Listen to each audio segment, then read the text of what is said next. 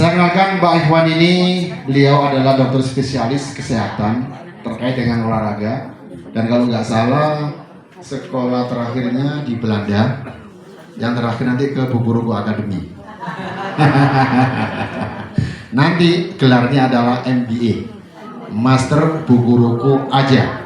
Nah, jadi nanti ini beliau akan menjelaskan bagaimana proses penelitian itu terjadi, lalu apa hasilnya, dan nanti gimana dampak positifnya terhadap keinginan orang untuk bisa menggunakan atau menikmati manfaat daripada teknologi yang ada di Bukuruku. Tidak panjang lebar, kami silakan Mas Ikhwan untuk bisa menyampaikan hasil penelitiannya kepada Bapak Ibu semuanya. Silakan Pak Ikhwan. Terima kasih. Assalamualaikum warahmatullahi wabarakatuh. Waalaikumsalam warahmatullahi wabarakatuh. Selamat siang semuanya. Siang. Pagi ya. Oh iya, selamat pagi. Pagi. Oke, pagi luar biasa. Oke, izin boleh duduk? Boleh duduk Pak, boleh duduk. Ini saya diperintahkan oleh Pak Kozin untuk hari ini 17 Agustus, jadi sepatunya harus yang sama gitu harusnya. Oke. Kita sama-sama kembaran ya. Karena kita mau satu panggung. Oke, terima kasih Pak Ridwan dan teman-teman tim Bukuruku ya, dan Pak Kozin, mohon izin sebagai moderator acara ini. Jadi perkenalkan, saya Ikhwan. Saya mau sedikit cerita dulu ya mungkin ya.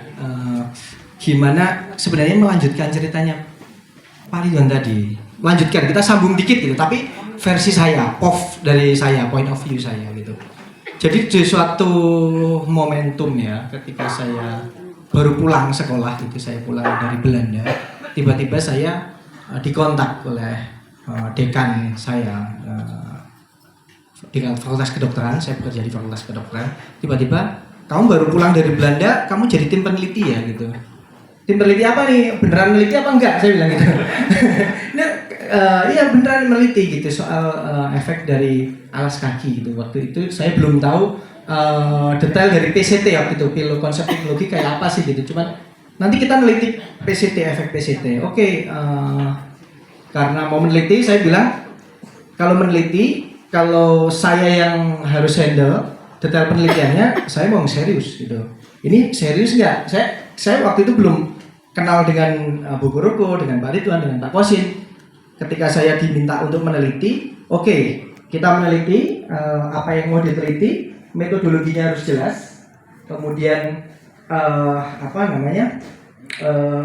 secara protokol juga harus jelas, kemudian juga ngerjainnya juga harus jelas sesuai dengan standar-standar penelitian.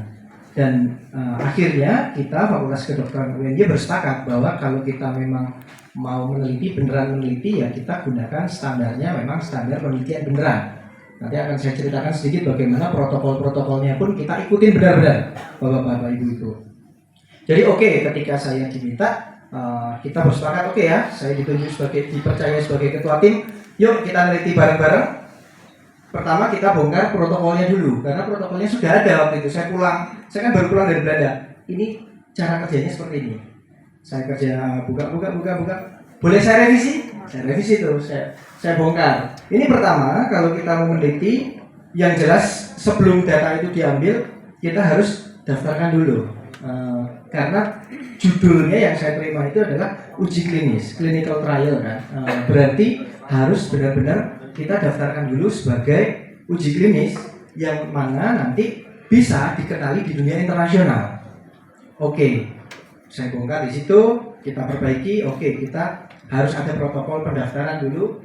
Kita ambil namanya ICTRN gitu. Gampangnya itu sebuah basis data penelitian internasional di Inggris. Kemudian KJ etik itu harus lolos dulu, harus dapat dulu nih. KJ etik harus kita ajukan dulu. Kemudian cara-caranya juga ada yang beberapa kita bongkar, kita revisi. Misalnya ada caranya uji klinik, caranya randomized control trial. Jadi orang yang diujikan itu harus diacak. Nggak boleh kita itu suka-sukanya kita. Wah, saya mau Pak Ridwan yang cobain sepatunya, Pak Kosin yang cobain sepatunya. Orang yang nggak kenal, yang nggak cobain. Pasti kalau nggak diacak gitu, orang pasti akan namanya bias. Penelitiannya bias loh ini. Ya kamu coba, kamu enak karena memang kamu tahu produknya, kamu temanku gitu. Sehingga harus diacak. Diacak orangnya, kemudian tidak diberitahu dia mau diintervensi apa. Diintervensi nama produknya nggak boleh diberitahu, teknologinya nggak boleh diberitahu. Cuman dia pokoknya nanti Anda pakai sepatu ini selama sekian waktu, selama sekian pekan, nanti kami ukur sebelum dan sesudahnya. Seperti itu. Oke, kita acak, kita blinding, penelitinya pun nggak boleh tahu. Bapak-bapak, ibu-ibu, jadi saya pun nggak tahu apakah misalnya kalau Pak Ridwan ini ikut penelitian saya, dia itu sebenarnya pakai sepatu non PCT atau sepatu PCT waktu itu. Jadi anggota penelitian nggak boleh tahu. Jadi ada satu staf khusus yang memang merahasiakan datanya. Itu dan kita nggak boleh tanya. Dan itu semua bapak-bapak ibu-ibu kita buka, kita analisis setelah hasilnya selesai. Jadi ketika menganalisis pun kita nggak tahu yang A itu apakah yang PCT, yang B yang non PCT. Kita nggak tahu, grupnya itu kita benar-benar kita sembunyikan. Sehingga waktu itu pun yang meneliti profesor kami ya, Profesor Intan itu juga kita minta, dia nggak tahu ini yang kita teliti yang mana sih Pak Ikhwan gitu, nggak tahu Bu. Saya juga nggak tahu, pokoknya ada analisis saja gitu. Jadi analisisnya pun dia sendiri gitu. Jadi memang khusus analisis. Oke, analisis, kemudian dia paparkan hasilnya. Ini grup A seperti ini, grup B seperti ini ya. Saya nggak tahu yang buku rupa yang mana, gampangnya gitu. Dia paparkan. Oke, sudah presentasinya selesai. Kemudian saya minta staf, tolong sekarang moment of truth-nya kita buka. Kita buka yang A yang mana, yang B yang mana. Nah setelah itu barulah kita semua tahu dan bisa menyimpulkan penelitian itu tanpa adanya rasa bias, prasangka, ya kan? Kemudian menebak-nebak atau mengharapkan gitu, nggak bisa terjadi karena kita buka di belakang. Nah sehingga saya sangat senang sekali ya, jujur saya sangat bersyukur bisa berkesempatan memimpin tim ini karena sekali lagi ketika saya diberikan kesempatan ini saya difasilitasi baik oleh Buku Roko maupun pihak kampus untuk menjalankan penelitian seideal mungkin. Oke, terima kasih tepuk tangan. Jadi Bapak Ibu jangan ada cerita bahwa karena ini kawan kita dekat lalu dengan Pak Ridwan juga dekat terus hasilnya dibaik-baikin itu enggak. Karena Pak Iwan ini memang lahirnya dari negara Eropa, penelitiannya sangat kaku, taat azas. Kalau bahkan itu saya agak nego, saya ini kan ketularan Pak Ridwan. Kalau bisa cepet-cepet gitu, ya kan? Kalau bisa lompat-lompat, nggak bisa fokus. Ini sudah ada aturan dari WHO. Pak, itu betul ya Pak, yang apa? Bisa nggak sih dipercepat gitu ya Pak Wajid? Wah, kita masih nunggu yang dari Eropa, saya bilang gitu. Saya terlalu yakin dengan kata-kata kalau mau pasti bisa gitu. Saya bilang sama Bu Dekan, Bu ini kan barang kelihatan bukan barang gaib sebenarnya itu. Masa sih nggak bisa Pak Bos? Karena nanti akan menjatuhkan hasil daripada riset kita. Dan Pak Iwan ini memang orang satu tipe dokter yang taat azas, harus step by step, nggak boleh ada dilanggar. Tahan godaan, imannya kuat, iman kedokterannya itu ya, amanah. Jadi memang begitu. Jadi sampai kemarin saya juga kaget ternyata peneliti itu nggak ngerti mana PCT, mana bukan PCT. Prof Intan yang meneliti disuruh neliti hasilnya nggak diberitahu. Ini yang saya teliti ini makhluk apa? Bu pokoknya ini data dianalisa. Baru setelah keluar semuanya dibukalah kotaknya. Ini buku yang kemarin ada Pak Ridwan, ada Pak Gozen, ada Dr. Sen. Itulah buku. Nah jadi begitu. Nah terus Pak Ikhwan ini juga dan saya kemarin juga agak ini ada konsep blind ya, penggelapan. Tapi bukan penggelapan pajak ya ini ya. Penggelapan merek supaya objektif. Jadi ini dulu memang Pak Iwan menyampaikan, Pak nanti saya sampaikan prosesnya supaya kawan-kawan di buku nanti nggak ada keraguan lagi bahwa penelitian kita ini main-main gitu. So this is without any joke ya. Jadi semuanya serius, penelitiannya serius. Memang Pak Ridwan, Pak Ibu Dekan pernah bicara. Pak Husin ini penelitiannya harus serius Pak, jangan diganggu ya saya gitu. Ganggu apa Bu? Ya jangan cepat-cepat. Karena PIC-nya ini sangat galak kan gitu. Serius enggak? Kalau serius oke. Protokol oke enggak? Kalau oke, kalau enggak bisa. Makanya begitu dikasih budayaan protokol dikritik. Enggak takut turun jabatan demi kebenaran. Oke, Pak Irfan mungkin ini perlu disambungkan. Kira-kira saya catat kemarin pada GL, pada Grand Launching, Ibu masih ngerti nggak dampak di apa sepatu ini? Hasilnya? Dampak di dompet kan pasti kan itu ya. Tapi yang saya pernah dengar Pak Iwan ada dampaknya di nyeri kalau nggak salah. Lalu ada dampak di keseimbangan ya. Lalu di kestabilan. Dan ada yang menarik itu angka terakhir itu adalah yang 98% itu adalah. Nah, nanti mau disampaikan Pak Dokter. Kira-kira nanti bagaimana pengaruhnya dengan 5 poin tadi itu? Silakan Pak Dokter. Ini duduk kalau berdiri. Berdiri boleh duduk, tapi kalau bisa berdiri Kak. Berdiri aja ya, oke. Baik, sorry tadi. Oke, begini teman-teman semua. Jadi tadi sedikit saja nyambung supaya teman-teman paham. Ketika saya diminta untuk meneliti, saya kan akhirnya baca apa yang dimaksud PCT gitu kan. Ternyata intinya adalah itu sebuah teknologi yang mana ada layer-layer yang kemudian harapannya itu menjadi shock absorbent ya. Shock absorbent itu sebuah menyerap apa istilahnya beban ya, menyerap beban gitu. Jadi gini konsepnya adalah bahwa tubuh kita itu kalau dari kepustakaan itu rantai kinetik Bapak-bapak Ibu. Gampangnya rantai kinetik gimana sih? Semua bagian dari tubuh kita itu saling berhubungan. Rantai kinetik namanya rantai ya, rantai kinetik itu kinetic chain itu kalau di sini itu digoyang, maka yang depan bisa ngefek. Nah, tubuh kita itu rantai kinetik dari telapak kaki sebagai fondasi, ankle-nya, kemudian tungkai bawah, lutut sampai panggul itu rantai kinetik kita. Jadi kalau misalnya di bawah ada masalah, misalnya tadi ada beban yang jatuhnya berlebih pada kaki, kakinya itu menerima beban yang keras, kurang shock absorben ya, maka rantai kinetiknya gimana? Naik, ya kan? Fondasinya berat diganggu, akan rantai kinetiknya menjalar ke atas, bisa nyerinya pada tungkai dan pinggul tadi. Sehingga kalau saya kemudian melihat bahwa kaki kita itu supaya tidak nyeri itu butuh shock absorben yang baik, atau sebaliknya kalau shock absorbennya kurang, kita itu injak permukaannya terlalu keras atau alas kakinya jelek, itu akan menyebabkan nyeri. Maka yang saya teliti pertama adalah parameter nyeri dong, betul ya. Makanya kita lihat apakah ada perubahan nyeri, itu satu.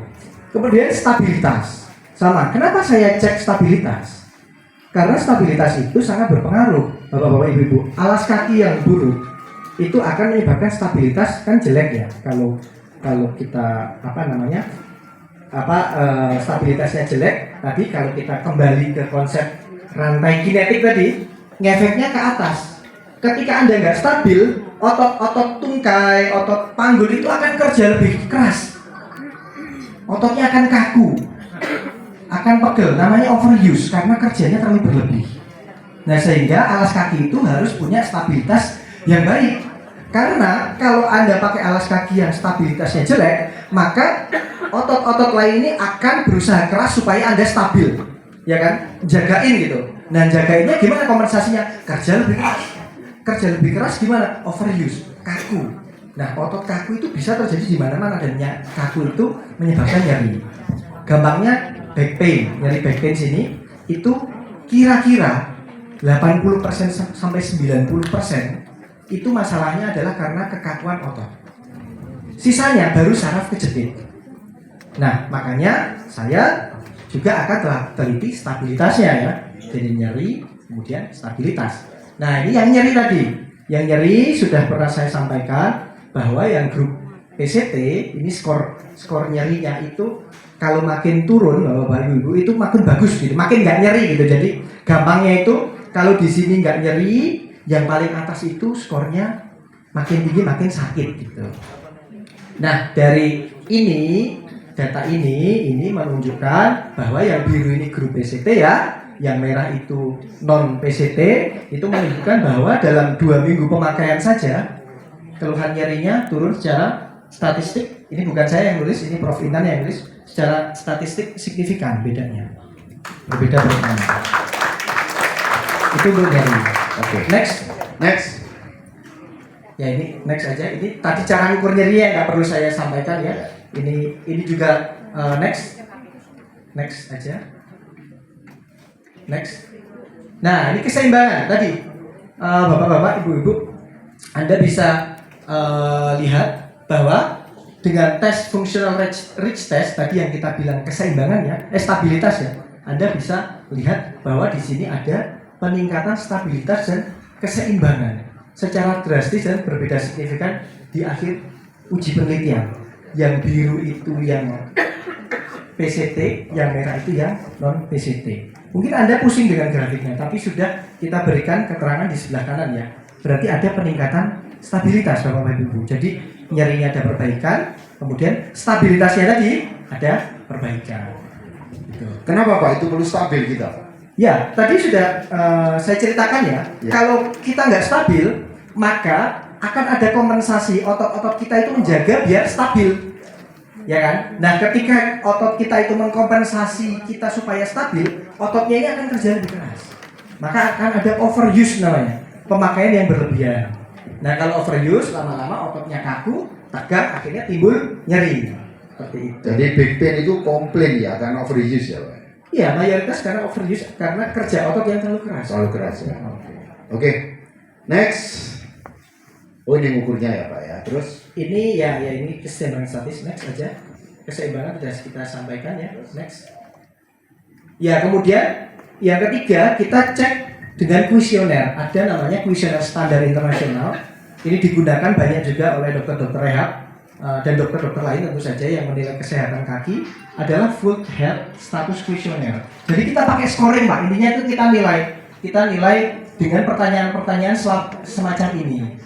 Ini Anda bisa lihat pertanyaannya, berapa tingkat nyeri kaki yang Anda alami, seberapa sering Anda mengalami nyeri kaki dalam 1 minggu terakhir, macam-macam ini kita tanyakan. Jadi before dan after pakainya kita tanyakan dan kita scoring. Kemudian next, dari hasil kuesioner, ini gambarannya kalau yang paling tinggi itu 65, yang terendah itu 11. Jadi gambar ini menunjukkan kalau skornya tambah turun berarti tambah bagus ya. Nah, kemudian kita lihat hasilnya.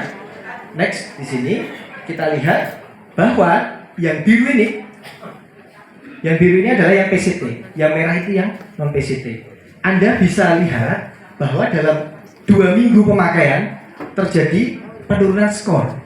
Kalau penurunan skor artinya tadi apa Pak? Kenaikan. Berarti ada improvement atau tambah bagus ya. Tadi skornya makin kecil, makin dia kakinya sehat. Dan itu sudah nampak pada 2 minggu setelah penggunaan. Jauh lebih cepat dibandingkan yang merah, yang non PCT. Dan pada akhirnya Anda juga bisa lihat, pada akhirnya juga di akhir penelitian kita bisa lihat bahwa yang grup PCT itu punya skor yang lebih rendah dibandingkan dari skor yang non PCT. jadi artinya bahasa masyarakat awam dengan menggunakan sepatu buku-buku yang ada PCT itu kesehatan kaki secara keseluruhan akan terjaga. Ya lebih baik. Dibandingkan yang tidak pakai PCT. Yang tidak pakai gitu ya. Ya. Jadi artinya itu cara bijak lah ya untuk ngurusin kaki kita gitu ya. Sama kesehatan kita. Iya, dari penelitian seperti ini. Iya, oke. Apalagi 2 minggu pertama ya Pak. Jadi sangat cepat efeknya gitu. Dalam 2 minggu pemakaian yang mana minimal pemakaiannya adalah 150 menit per pekan ya, minimal ya. Itu ternyata sudah memberikan dampak terhadap scoringnya. Dalam 2 minggu saja ya. Ya, ini dalam 2 minggu terjadi beda yang cukup signifikan. Jadi yang biru ini PCT buku ruko itu, yang merah tidak ya Pak ya? Iya. Oke. Thank you. Next. Nah kemudian akhirnya pada akhir penelitian kan kita akan meminta subjek ya, peserta penelitian baik dari kelompok PCT maupun PCT untuk menilai kenyamanannya. Oke. Kan? Dari kenyamanannya kita tanya kenyamanannya bagaimana. Kemudian yang kedua kita tanyakan apakah setelah Anda pakai sepatu itu, Ya. baik grup A maupun grup B, Anda akan merekomendasikan ke teman Anda karena sepatu itu nyaman gitu kan. Ya. Jadi harus tahu skor kenyamanannya diri mereka sendiri dulu sebelum mereka merekom ke orang lain. Ya. Next. Nah, ini hasilnya. Nah, dari sini saya nutupin ya. Jadi dari sini dengan sebuah uji statistik menunjukkan bahwasannya lebih dari 90% menyatakan bahwa kelompok PCT itu menggunakan sepatu PCT itu nyaman dan sangat nyaman. Jadi skornya tuh 4 dan 5 gitu. Tepuk tangan. 90%. 90%. Dan kemudian dari sini ini mungkin bahasa statistik harus kita permudah ya Pak Ya. Kwasin. Intinya persen chi-square-nya kurang dari 0,001 itu menunjukkan bahwa ada perbedaan kenyamanan yang bermakna antara kelompok yang pakai PCT sama non PCT. Jadi 90% menyatakan nyaman. Nyaman dan sangat nyaman. Sangat nyaman. Nyaman dan sangat nyaman. Sangat nyaman.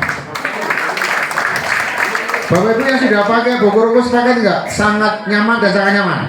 Sepakat? Oke. Buktinya keren ya. Apalagi berdampak kepada komisi, nyaman kan? Oke. Gitu.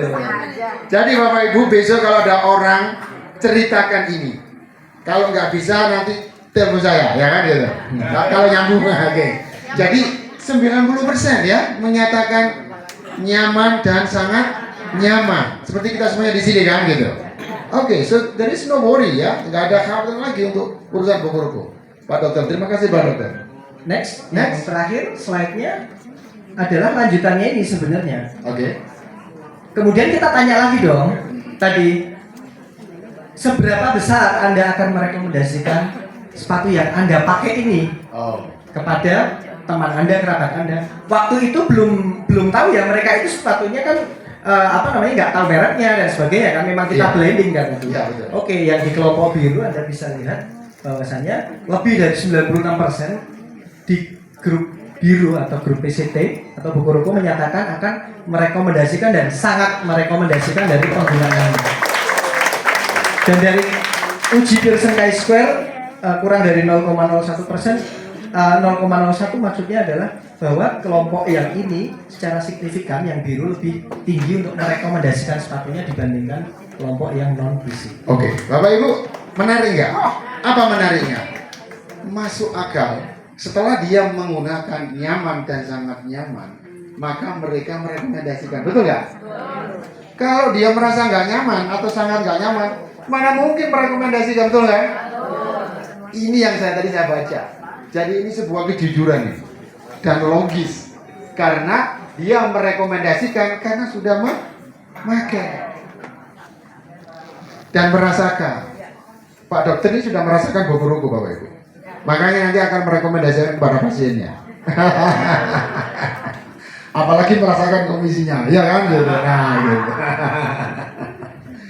Jadi kesimpulannya itu Pak Dokter ya. Jadi 96% dari responden itu merekomendasikan. Jadi kayaknya kita begitu menawarkan produk kita sama bisnis kita, kayaknya kita lebih pede sekarang ya. Karena orang ini gagal cuma 4% kan? Saya ketemu seseorang nih, berarti kemungkinan merasakan nyaman dan senang sepatu kita kan 96%. Tinggal 4% bagaimana Bapak Ibu cerita dengan baik itu aja nanti. Betul kan? Oke, saya pikir sangat-sangat menarik. Oke Pak Iwan, menurut Pak Dokter ini, walaupun Pak Dokter bukan seorang bisnismen ya, ketika menghadapi atau mendapatkan fakta hasil penelitian seperti ini gitu ya, kawan-kawan kita mau mengembangkan bisnisnya, bercerita kepada orang lain, baik yang sehat maupun nggak sehat, itu gimana Pak penerimaannya kira-kira dengan data tadi? Baik, tadi Pak Kosin sudah bilang ya, saya bukan bisnismen, saya bicara di sini akademisi.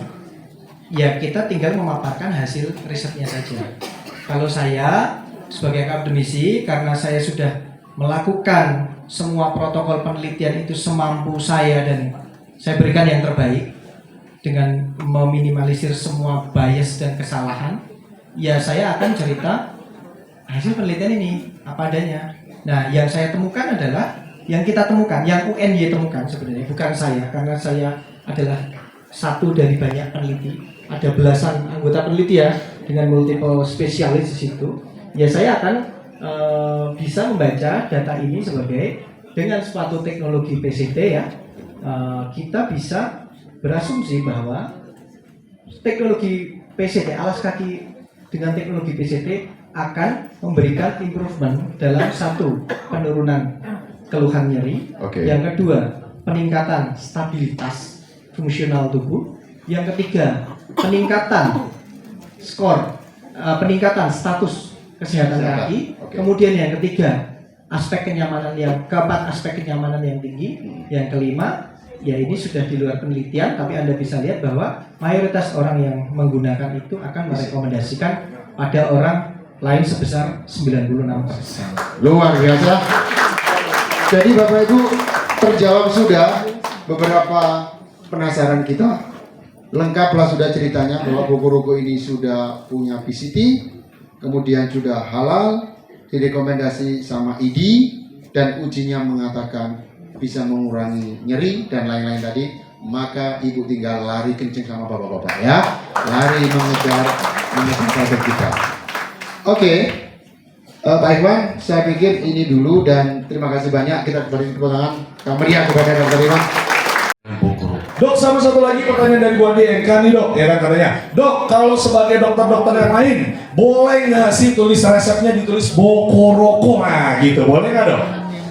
Saya kira untuk merekomendasikannya akan bergantung masing-masing dokter dan tidak ada larangan untuk itu sih. Tidak ada larangan ya, jadi sesuai indikasi. Sesuai dengan indikasinya. Tapi boleh saja dituliskan Bokoroko di dalam resep itu boleh. Iya. Silahkan saja. Wow, keren. Nah, saya mau buka resep. Siapa yang mau beli resep saya? Kok nggak ada gitu ya? Oke, Bapak Ibu semuanya, ini dia momen bersejarah kita ya. Kita akan setelah terima sertifikat ini, jadi saya bacakan Bapak Ibu sedikit saja ya. Dari Kementerian Pendidikan Tinggi, Sains dan Teknologi, wow, Universitas Negeri Yogyakarta ya, dan alamatnya bla bla bla bla bla bla. Oh, Bapak yang cerita. Oh, saya nggak baca dulu. Oh ya, apa aja. Izin Pak, boleh diceritakan. Oh, lanjutin dulu tuh kan, Pak. Saya dulu lanjutin. Urusan baca saya Pak, ya. Urusan penjelasannya baru Pak Dokter, ya. Alamatnya lengkap, bla bla bla. Nanti Bapak Ibu bisa lihat. Sertifikat uji klinis, ada nomornya. Nama produk Bokoroko Shoes, Bapak Ibu ya. Jenis produk alas kaki dengan Pillow Konsep Teknologi. Nama produsennya jelas, namanya perusahaan Bapak PT CMA. Kemudian alamatnya jelas. Telah dilakukan uji klinis oleh Fakultas Kedokteran Universitas Negeri Yogyakarta sesuai prosedur dan standar yang berlaku. Dengan hasil uji klinis, penggunaan alas kaki PCT bermanfaat dalam menurunkan keluhan nyeri, memperbaiki stabilitas fungsional, memperbaiki status kesehatan kaki, serta memiliki tingkat kenyamanan dan tingkat rekomendasi yang lebih tinggi dengan dibandingkan dengan alas kaki non-PCT. Yogyakarta, 13 Agustus 2025. Ditandatangani langsung oleh Rektor Universitas Negeri Yogyakarta, Dr. Handes Sumaryanto MKes AIFO. Bapak mungkin boleh izin, mungkin ada yang mau ditambahkan, silakan Pak.